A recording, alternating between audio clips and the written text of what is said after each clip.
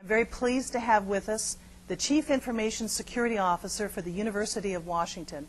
Many of you know Kirk Bailey or have seen him at the Agora. He is fearless leader of that professional group that meets on campus every quarter, and you as students will be invited to that august body if you haven't attended. So Kirk has been working with the Agora, developed the Agora over the last 10, 12 years. So we're very happy to have Kirk with us. He was formerly CISO for the city of Seattle, and prior to that for a large insurance company here in the Northwest. And secondly, I'd like to introduce Ernie Hayden, who's Chief Information Security Officer for the Port of Seattle. And Ernie likewise goes back a long ways, has been in the security business for a long time. I met Ernie when he was involved with developing security concepts around SCADA systems for a SCADA manufacturer here in the Northwest. So Ernie has impressive credentials as well. So let me introduce Kirk and Ernie to you, and I'll turn the program over to them.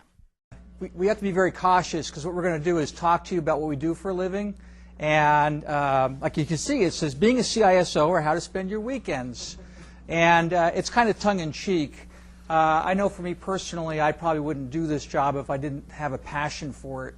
And there's moments when you really are beating your head against the wall, but on the other hand, you really feel success. I mean, you've made a difference. And it's, I mean, to the level of you actually maybe have saved someone's identity or you saved your organization from an awfully big risk or a lot of money. So for me personally, I find it a very rewarding job, but also one of the most challenging jobs I've ever had in my life. So that's my 1 second here. So what we're going to do tonight, Kirk and I are going to do some tag teaming, and we're just going to give you a general overview of kind of like what the 3 areas of a CISO might include. We have a model in here that Kirk's done a lot of work on, and I basically started building several years ago. You will have copies of these slides, I guess, on the website, but essentially feel free to use that model. I have it up on my wall when I'm trying to sit there and go, okay, why am I struggling with this particular issue? And it helps me get some kind of a sense of framework around it. Then there's Kirk, obviously, from the University of Washington. Kirk and I go back several years, and Kirk was my sponsor to my CISSP. He was also my mentor, so actually still is, and so it's a pleasure. And then I'll talk some, and then also we'll have some Q&A at the end, and then you'll have our contact information, so if you want to get a hold of us later on, you can certainly feel free to do that.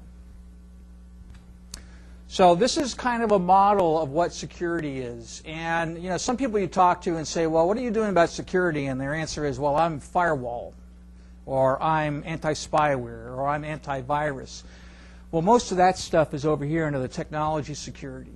And a lesson that Kirk and I have both learned is basically technology is not necessarily the solution to your problem.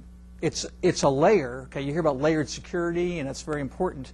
But generally speaking, where you start seeing a lot of your solutions is the people. They're your first line of defense. No matter how much antivirus you have and anti-spyware and so forth, if your employees or your coworkers do something really dumb, like open up that file that you told them not to open up, you know, like I love you, oh, okay, cool, you know, then, you know, at least it's a matter of you got to educate them, and no kind of firewall or antivirus is going to save you from that.